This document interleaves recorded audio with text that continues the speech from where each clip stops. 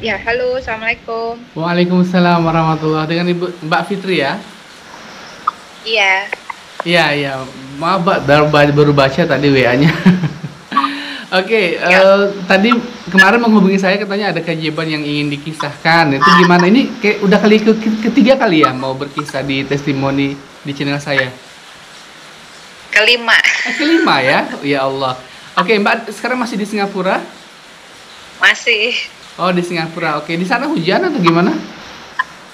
gerimis aja tadi. Oh, gerimis. Oke, Mbak boleh diceritakan gimana kisahnya? Oke, bismillahirrahmanirrahim. Ya, ini kan saya tuh mau cerita pengalaman yang paling terbaru ya. Jadi di awal Februari 2022 ini kan saya itu mulai nyoba riadoh, solawat, tapi bedanya itu saya niatin solawat itu untuk saya sedekahin ke banyak orang. Jadi Oke. belajar mendoakan orang lain, wasilahnya dengan solawat. Nah, solawat yang saya pilih tuh solawat munjiat sebanyak 313 kali. Itu sekali duduk Dan atau gimana cara ngamalkannya? Sekali duduk sambil aktivitas, sambil Ustadz. beraktivitas. Oke. Iya, selesainya lah gitu. Kadang malam juga baru selesai.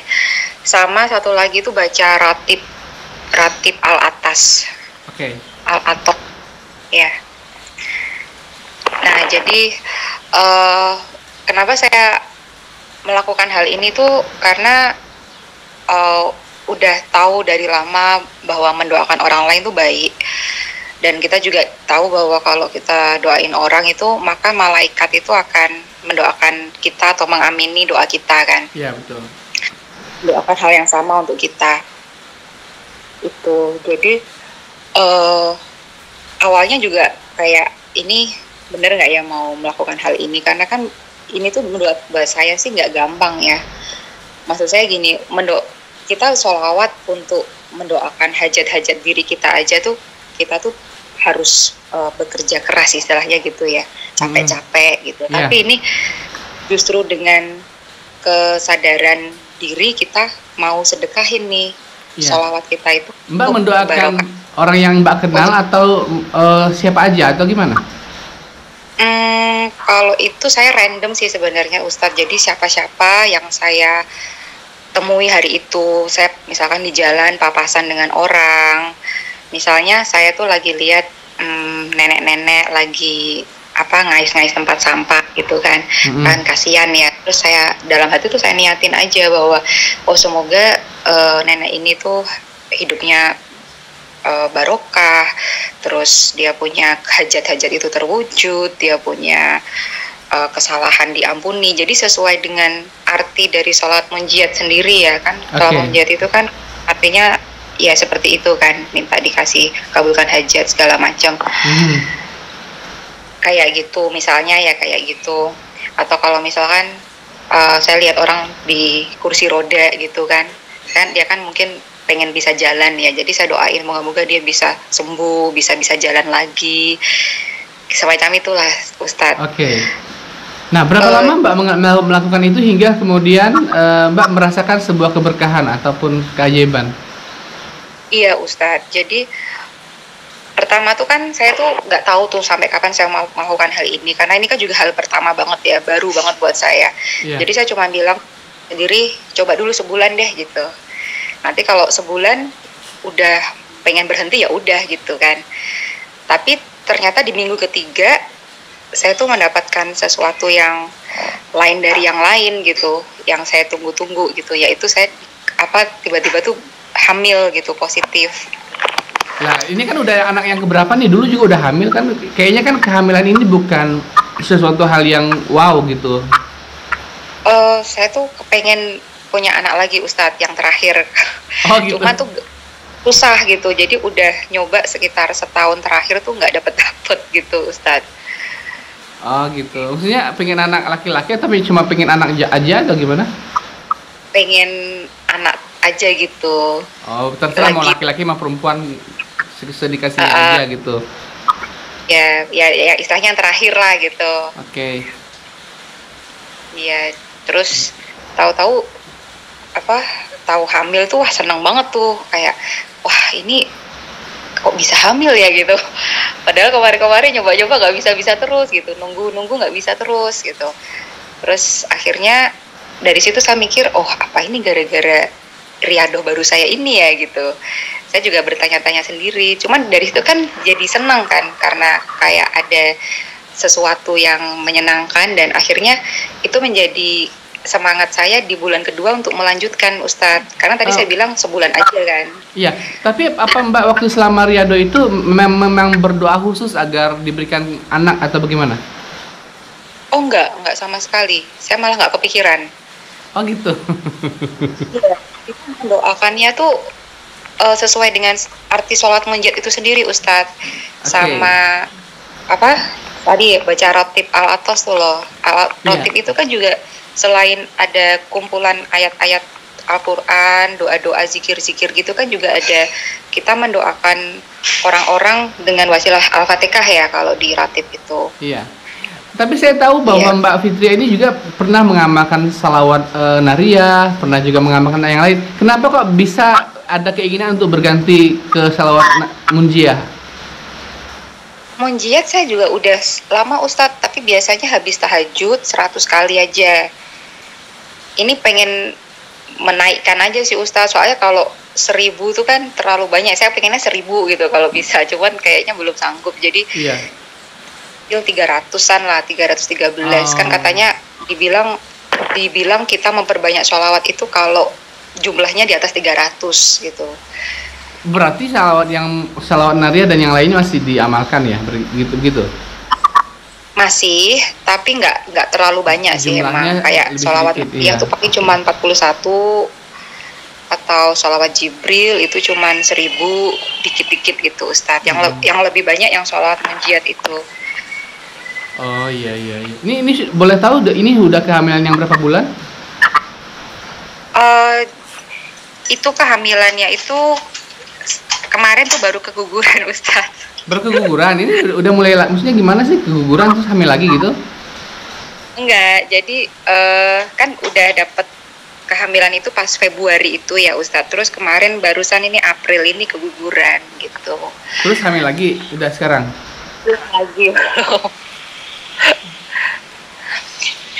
Cuman kan karena kehamilan, maksudnya karena melihat waktu tes pack itu positif, itu saya udah senang banget ya. Jadi itu yang bikin saya tuh jadi lebih semangat untuk melakukan riadoh ini gitu loh, Ustadz. Gitu. Iya. Kalau pekerjaannya Mbak Fitri sendiri masih di rumah, work from home, WFH atau gimana? Masih, Ustadz, masih. Oh gitu. Ya. Oke.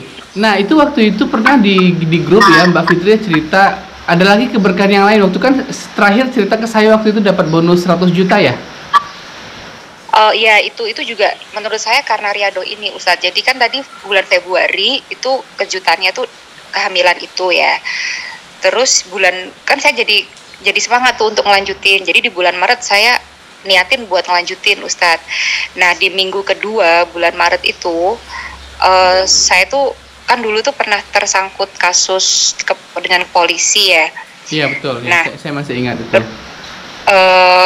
Itu kan udah tahun lalu, tapi nggak selesai gitu. Maksudnya masih gantung gitu loh. Nah, tiba-tiba tuh di bulan Maret kemarin itu dikirimin surat dari polisi dan saya tuh dinyatakan bebas dari berbagai tuntutan hukum kayak gitu, Ustadz. Jadi kasusnya udah ditutup gitu, dan terus saya kan punya akun rekening yang dibekuin sama Pak Polisi itu pun dikembaliin gitu, Ustaz. Jadi kayak selesai gitu aja gitu kasus saya. Oke. Maksudnya akun banknya dibekukan, tidak bisa digunakan gitu? Iya, nggak bisa digunakan apa-apa. Tuh di dalamnya tuh ada tabungan saya tuh sekitar 20 jutaan gitu. Waktu itu saya udah ya pasrah aja sih kalau misalkan nggak bisa balik atau gimana gitu. Jadi kalau Mbak terima gaji dari perusahaan lewat apa dong kalau banknya dibekukan? Oh, ada sih satu lagi sebenarnya. Jadi yang satu itu yang nggak bisa dipakai, yang dibekuin. Oke. Cuman ya menurut saya sih ini banget ya, selain saya bisa dapat tabungan saya balik, terus misalkan ini apa sih kasus saya itu ya, kalau misalkan di tuntutannya tuh loh Ustadz, itu tuh di penjara 3 bulan dan denda sampai 300 juta. Jadi tuh saya tuh kayak Allah, tuntutannya itu seandainya kasus ini belum selesai, misalnya Mbak dituntut beneran, itu Mbak harus bayar 300 juta dan penjara 3 bulan. Iya, jadi apa sih tuntutan hukumnya tuh loh Ustadz. Jadi misalkan nanti ke pengadilan atau sampai seterusnya dan kayak gitu ujung-ujungnya gitu. Tapi ini bebas sama sekali. Iya, malah udah dibebasin gitu aja. Jadi saya mungkin karena ini juga belum, maksudnya saya pertama kali gitu, atau saya nggak ngerti deh. Tapi pokoknya nggak ada apa-apa gitu, udah bebas aja gitu. Heran banget juga. Terus udah gitu keajaiban yang bulan Maret itu apa? Ada lagi tentang misalnya keberkahan rezeki atau apa? Iya, yang terakhir itu, jadi kan Maret itu kan bulan Februari tadi pertama dapat kabar hamil ya. Terus yang kedua itu tadi bebas dari tuntutan hukum. Itu di bulan Maret. Jadi minggu kedua bulan Maret, terus minggu ketiga atau minggu keempat bulan Maret itu saya itu dapat bonus dari kantor, profit sharing gitu Ustadz. Itu gede banget, paling gede dalam sejarah saya kerja gitu. Boleh tahu pernah dapat kalau dirupiahkan jadi berapa? Sekitar hampir 170 juta. Waktu itu kan sudah pernah dapat 100 jutaan, itu kan hampir sama juga nilainya, rata-rata 100 jutaan. Iya, waktu 2019 kan saya pernah testimoni, waktu itu juga sama kan. Waktu itu tuh riadohnya itu sholawat Jibril Ustadz, 10.000 setiap hari. Terus 3 bulan riadoh dapat bonus sekitar 100 juta. 100 juta lah, nggak lebih dari 100. Tapi ini kan lebih Ustadz, 170. Hampir 200 ya, jadi 170 juta, hampir mencapai 200 ya. Ya belum sih, tapi ya maksudnya lebih baik, maksudnya gede banget gitu. Iya. Itu maksudnya Mbak, itu bonus tertinggi yang pernah Mbak dapat, maksudnya Mbak sendiri yang dapat di perusahaan itu seperti itu, apa teman-teman yang lainnya juga dapat kayak gitu? Oh sama, semuanya dapat kok. Cuman ya mungkin presentasinya beda-beda ya. Cuman sama lah gitu. Sama-sama. Nah, maksudnya nominalnya mungkin beda, tapi kan presentasinya sama. Jadi hampir semuanya segitu. Tapi sebelumnya nggak pernah menduga bakal dapat kayak gini? Oh ya nggak pernah dong, kan maksudnya namanya profit sharing kan kita nggak tahu gitu dapatnya berapa. Maksudnya bisa dapat aja udah alhamdulillah kan. Ini nggak dapat segede ini sebelumnya gitu. Oh gitu, Masya Allah, luar biasa. Nah kalau suami sendiri bagaimana? Apakah ada juga peningkatan dari pekerjaannya? Suami saya nggak lihat sih, biasa-biasa aja. Itu mungkin lebih banyak dari mbaknya sendiri gitu ya. Ya, jadi kayak lebih kemudahannya tuh lebih sering, lebih cepat, lebih besar. Wow lah, maksud saya lebih wow, terus lebih ya itu sih lebih berkesan gitu. Jadi kayak kemarin juga saya tuh kan punya tiket di Air Asia, kredit flight gitu, itu sekitar 10 juta Ustadz. Itu harus dipakai sebelum bulan Mei 2022 ini. Kalau enggak nanti hangus. Nah, mau pakai tuh bingung mau kemana gitu, karena saat itu kan aturannya masih ketat ya.